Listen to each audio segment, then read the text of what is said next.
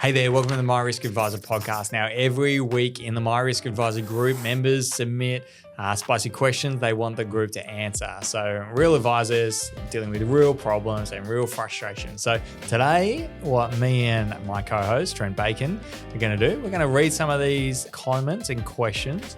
And we're going to discuss kind of what we think and what we feel. So, thanks for joining me, Trent. No worries, thanks for being here. All right, now our first one is we've got a person in the community, Guy Mankey, if anyone's been following along on Facebook. There's a bit of contention around a lot of these posts. We've spoken about it, iExtend, what Zurich have done. And so Guy has gone in the Facebook group and said he's played golf on Wednesday and asked about what he does for work. Guy told him about the insurance business and the interest Guy has in iExtend. Which then switched to a discussion around Zurich and OnePath targeting clients with health problems with 400% premium increases to try and get them off the books. I thought he summed it up pretty well when he said it's kind of like golf, isn't it? You give everyone you play with the benefit of the doubt, but once you find out they're willing to cheat, you make sure you never have to play with them again. He called me up yesterday and asked me to move his OnePath cover somewhere else. He finished with, I don't want to play with cheats. So there's a little bit of discussion with Guy and iExtend. So talk to me about your thoughts. Strong words. And I don't love the anonymous member posting in general, but I don't think we would have got the color of comments if we weren't able to have anonymous posting. Yeah. So we've had a few people agree with Guy along the way, saying when is a guaranteed contact a guaranteed contract? And we've had a few people telling him to give it a rest and that they're sorry that his back pocket's getting hurt. So there's, both ends of the scale from the comment section. The other comment I enjoyed from Robert McDonald saying, everyone's missing the point here, guys. He was talking about playing golf on a Wednesday. Teach me your ways. So I think that there's a bit of a point that let's be worried less about iExtend and what's happening there and more about either focusing on business or focusing on playing golf. Well, whilst playing golf, it seems like you picked up a client as well. Yeah, that's right. Business and pleasure. Exactly. So, there is a lot of going on in the Facebook group both ways, and I've seen on LinkedIn as well, and I've put my 2 cents in there, basically saying that at the end of the day, insurance is about the pool, putting money into a bank account, and then when someone in the pool needs it, then we pay out. Having I like the people at iExtend, and we talked about this extensively, but having a business where it is a zero-sum game, the insurer loses or iExtend lose. One of them has to lose for it to make any sense for iExtend to be in the market. And there have been lots of comments about at the end of the day, what is the need? If someone is 75 and they need to cancel their policy, and do they actually need that policy? I've heard other examples about there are policies out there for estate equalization, so they don't have to sell there's a $20 million policy or significant policy for estate equalization. Is that actually what we want insurance to be? And therefore, iExtend, flipping the bill for that, it is really interesting. And, since it's all come to the fall, it's boiling up, Zurich doing what they're doing, I actually don't mind what they've done. We've talked about it internally, and I wouldn't be surprised if others follow suit. Yeah, and I think there was comments saying that the pool of clients that iExtend have with Zurich at the moment, or Zurich have with iExtend, isn't great or isn't a great sum, so they could probably just wear it. I don't think Zurich's in the market of just wearing a couple $100 million of claims. Yeah. And if it's successful, it's only going to get bigger and bigger. So they're trying to nip it in the bud early and call it a day, I think, rather than watch it get out of hand and then be, getting into a state where they have to go 800% premiums or jack everyone's premiums up twice as much just because they know they're going to have all these claims at the end.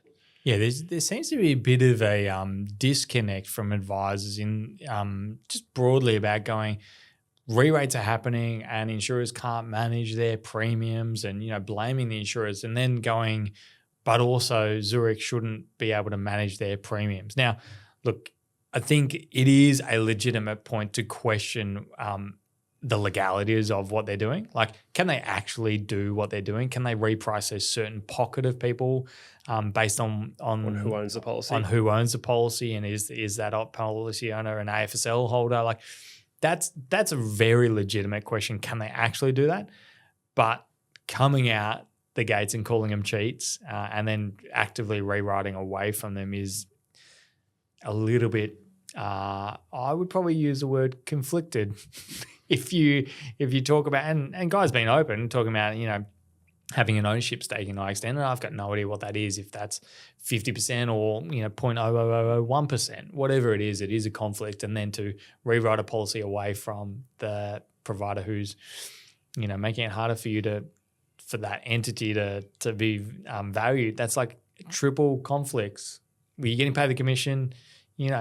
It's a bit tricky there. I wonder how you can act in the best interest. I wouldn't be surprised if all the other insurers follow suit very soon with the same sort of model. I don't think there's been ridiculous backlash from the majority of the market that are writing insurance to ride away from Zurich in one path for the other insurers not to follow. Yeah, and it's interesting. AIOFP, I think that's AIOFP, the independently owned financial advisors of Australia, they came out and said, hey, we don't love what they're doing and we're questioning, the guaranteed renewability of it and all of this hoo-ha. My kind of thought and comment is the people who are writing new policies today are less concerned and more wanting to, manage the sustainability of this business for the next 30 years. The ones that are complaining the most, and, not here to be ageist, but the ones that are complaining the most aren't going to be here in 20, 30 years. So having some unsustainable practice in the short term isn't necessarily their concern. And that's a little bit spicy. If I was on the other end of it, I'm not that old. If I was on the other end and I could leak out another 5 years of commissions from a policy that's going to get lapsed, probably going to be pretty happy to keep it around. And if Zurich's making that a little bit harder, I'm going to be a little bit disappointed. And this is why I don't know if I think there is some small minority who are trying to be as noisy as possible and trying to band everyone together about, let's all get annoyed at it. But I think my view is anyone who's writing decent amounts of business isn't going to be concerned about what they've done here because we've got thousands of other clients who need to be protected on sustainability. And we can't say that repricing is unsustainable and they don't know how to manage their book if they're allowing this to happen. Again, with the caveat of I'm not a lawyer. I don't know if this is even legal, and I'm sure there will be some hoo-ha. I mean, Zurich's not a small company. Surely they're gonna fight it either way. Yep. But all right, our next topic is an interesting one. AFR. An anonymous member, we talked about not liking anonymous members, but an anonymous member said true or false. I didn't say I didn't like it. I said I didn't like it for most, but this time we actually got a bit more spice. Yeah, that's right. So we've got a question about true or false. I think this is a very misleading statement to be reporting on a public article by AFR. In most cases where the clients are non-smokers, white-collar, retail beat group on a like-for-like cost comparison. It's hardly 10 to 20% of cases where group may be cheaper for certain profiles. Otherwise, retail is cheaper in today's market. What do you think? I think this is a slam dunk approach from the whole group that they just called BS and what is the AFR doing writing this because they've got no idea. Yeah. I mean, so the actual AFR article, I mean, there's a screenshot of it and highlighted, which is just thank you, Anonymous. Appreciate the assistance because we don't need to go and search for it. But the AFR article says life insurance premiums are far cheaper through super funds as compared to retail cover, which is obtained through financial advisors and is more tailored to an individual need. So yes, saying that, hey, financial advisor will tailor it individually, but it's still far cheaper through super fund, which is very rarely the case. Yeah, this is why you get financial advice from a financial advisor, not a journalist. Yeah. So which will lead on to our next question, looking at AI and automations and stuff with our business. We're actually looking to put it on our website, what we've been replacing. And I'm just looking at over the last little while, Mercer sits at 68% average saving when you convert to the full levels of cover we're looking to recommend on a like-for-like basis compared to a retail fund compared to Mercer. Q Supra is at 62% cheaper with a retail policy, CBUS 58, ART 57, Australian Super 51. So all the big players at that 50% mark is pretty crazy. Yeah, so you buried the lead a little bit. Let me just reiterate that. So what we've done is using a bit of AI, but we are data geeks here at Skye. We love to maintain information about what we're doing. We're a volume business, so we help lots of clients out. So we try as much as we can when we try and provide some, education and content is not just do a sweeping statement or just like, oh, hey, this one insurer is best for this case. Like we always scale the market all the time. We do a lot of work for our clients, but what we've done is basically sick and tired of seeing, AFR or, content creators talk about super being cheaper. If you want it tailored and more suitable for you, maybe go to an advisor. But if you want cheap, go to your super fund. We're sick and tired of seeing a replacement table. We're doing replacement tables on heaps, 20 times a week. We're doing a replacement table. If it is more expensive to move, they go through you and you push it back to the advisor and say, hey, you've either got to justify it or not do it. We're not here just cookie cutter moving everyone, only doing it when it's suitable. But what we've done is because we've got this such rich data, we've decided to put it on our website. And now it's not live as we're talking now. This is just experimenting, but we're going to put it live. And so any advisor out there, you can go to skye.com.au/client-savings, maybe. If that's something like that, you can find it somewhere on our website where we're going to disclose, obviously not have any personal client data, but we're going to disclose our average client savings going from the super fund. And, similar to the post when talking about on a like-for-like basis. So that's what we're comparing. Our comparison table, when we do a like-for-like comparison, almost always cheaper. 76% of the time we're cheaper. Yeah, that's the initial data, and some of these like Mercer is like, I'm pretty sure that's just one client at the moment. So we do have somewhat limited data, but it's only going to build and get better over time. So it's also a resource where the industry, any advisor, can point to our website if they want to, or they can take a screenshot so they don't point to us if they don't want to, but they can kind of look at it and go, hey, because we'll disclose where we're getting our data from. We'll disclose how many clients at what date in which this is live from. So we'll disclose all of this on our website so people can point to it and go, these guys are doing significant amounts of clients comparisons. And so we're not just taking one client scenario, we are taking a huge sample size. So if you are an advisor that's not doing risk and you want a resource, it's there. And then there's also a book a call button in the top corner for your clients to click on. Oh, there you go. Yeah, give them the razzle dazzle. And if you do risk, take a screenshot and then just add it somewhere in your documentation so you don't need to point to us. And I mean, look, the overarching point is like our clients are seeing this, and you speak to any individual client, young client, old client, and say, is it cheaper to go through your super fund or go through a financial advisor?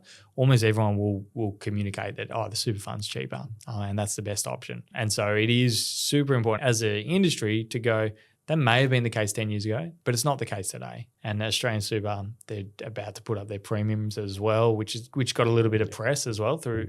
I mean, that's actually where this article came from, is AFR were reporting on the premium increase, but then at the same time saying it's cheaper still, which is insane to me. Double wrong. All right, our last thing that we want to talk about is we've got Shane Corn talking about AI tools. Who's using what and how is it helping your business? So I think this is a hot topic. Everyone's talking about AI. There's lots of AI tools out there. So what are the community talking about? What are people using?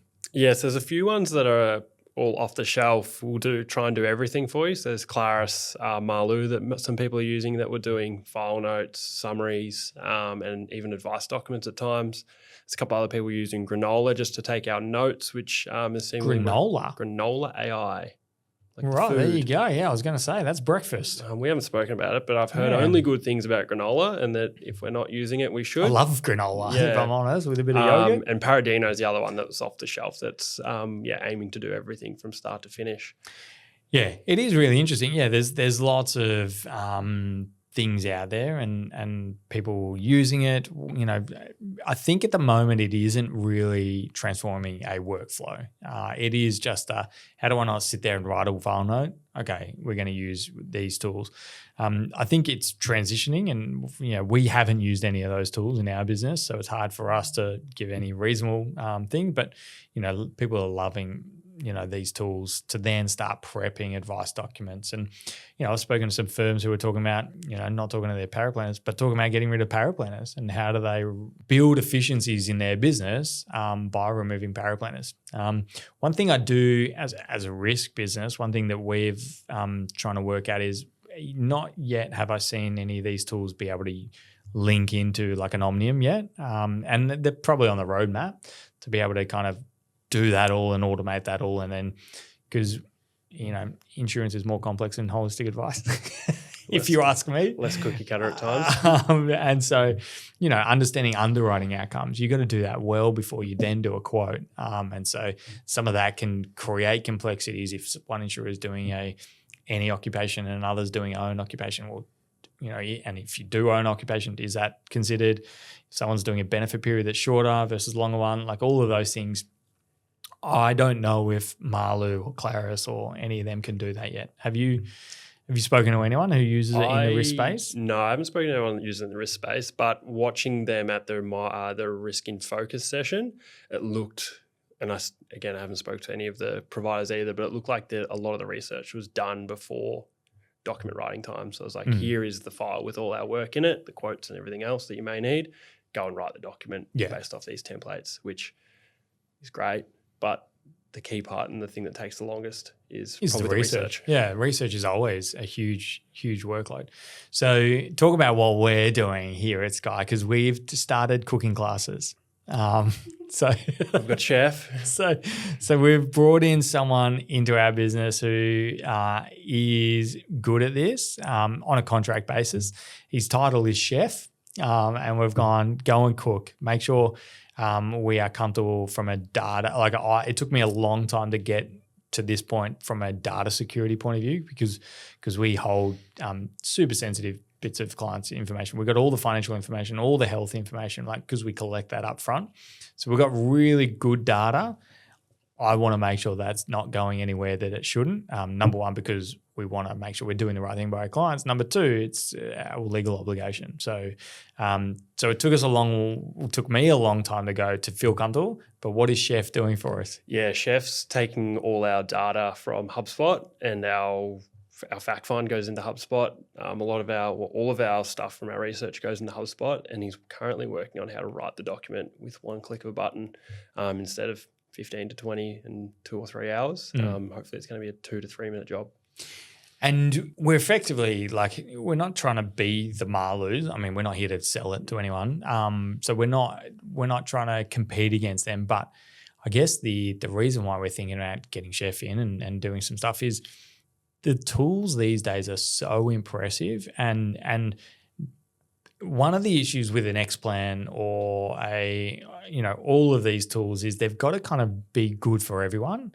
The thing with AI these days is you can tell it exactly what you want, how you want it, and build skills and plugins that just do that thing. So, we've spent a lot of time in the past collecting data on our clients, and we've always been very cognizant that, I've always thought data's the new oil. If any business that has clear, readable, understandable data, then they can really progress and be super valuable. And so we've always kind of housed our data pretty well, but this last kind of 3 months, we've kind of taken it to a massive new level where it's like all of it is not, it's not a place where, we can get that easily through a CSV file. It's now housed in one place in the same format, in the same way for every single client. So, being able to do this thing that we're putting on our website about comparison reports, well, that's just pulling 4 fields from HubSpot that just automatically updates. We could update that comparison between super and retail literally every day if we want to, because we've got really clean, systematized data. And that's been the biggest thing with building our own tools is being able to do that. So maybe talk to us about what else is on the horizon. We're thinking about how do we generate advice, but what else have you got? Yeah, so back on that, I'd call it data personally, but data works too. So we get all our... Is it a castle or a castle? It's a castle. I agree with you. We bring all the stuff in from our fact find. It's about 900 pieces of data and then 400 pieces from our advice. So there's ample amounts of data. But what we're trying to do now is take a bit of load off the insurance companies with the pre-assessment side of things. Currently, it's an email out and it takes them 3, 4, 5 days to come back and tell us what's going on.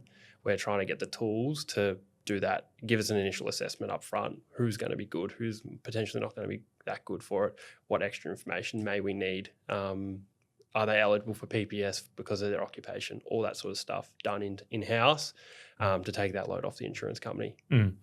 And the other thing is, I think for anyone listening and anyone in the community, it doesn't make sense to build your own tools. Like I think a Malu, a Claris, or all of these things are great tools, especially if you're doing holistic advice and your advice, your flavor may be a little bit different, but effectively it can be a similar type of work. We need to understand what are someone's goals, objectives, what are they passionate about, what do they want to achieve, and how do we map out a financial plan for them. So using these off-the-shelf tools, because you may have 5 new clients a month that you're working with. So building any infrastructure internally is just doesn't make any sense. But the reason why we're looking at, okay, let's build our own tools. Most advice firms I've seen in the past who did that, they've gone, oh, we can make this another business line and sell these tools externally, have zero aim or desire to do that. But the reason we're doing it in-house is because we've got volume, we've got scale, we've got the ability to invest the time, energy, effort, because the incremental gains on our clients when we're doing, 100 applications a month or, 150 applications a month, if we just put a level of investment today, it's going to, improve that process for every client that we work with. Especially if we can get the AI to read what we have at the pre-assessment stage, what were the outcomes, what do we actually get at application stage, what was different, tell us what we need to do better, tell us what's changed, and then just feed our database with more information. So the more information we have, the better it will be. Yeah. And the other thing is, we're so uncommercial with some of the things that we do. Like it's just really stupid how much time, energy, effort we put into each individual client. Like, because, we want the best advice for every individual client. We are doing, 100 pieces of advice a month across our business. No, we'd be doing more than that. Yeah. We're doing a significant amount of pieces of advice for our whole business, but we want to make sure we can all stand behind every single piece of advice. There's no cookie cutter approach. It's not I like this insurer better, so let's find a reason to write our business here, which is talked about behind closed rooms. In fact, I had a conversation literally with someone yesterday, and they work for an insurance company, and they said, it'd be interesting you and this other person meeting because they have that point of view of, give me a reason to only recommend this insurance company. And Skye is very different. It's like, give me a reason to spread it across the industry because we want to be friends with everyone. And that's kind of our philosophy. So and I don't want to have to deal with everyone getting a rate increase for 80% of our clients if it's all with one insurer at the same time. Yeah. And so like, how do we act in the best interest? And this is why we're now leaning into AI, is because we can act in the best interest of clients without it being cookie cutter. We've never been cookie cutter. Now we can actually do it a bit more at scale and with a lot more efficiencies, but still make sure we're aligning with our kind of overall philosophy of making sure we're doing what's best for the client. It's great to speak to you about some of the comments in the group. It's good to see them keep coming in and getting feedback from everyone. It's what makes the 1,700 people strong group going. It's a great place to hear from the few people that still do risk mainly as their main role, and then the people that stick on at the end and do it as part of their role. I agree, and I think the value of a group like this is immeasurable. And look, this isn't the only group that people can be a part of. There are other advisor groups, but this is more focused on risky. So I agree. Thanks heaps for watching. If you did enjoy it, we've got other videos you can watch on the screen now, and we'll see you next time.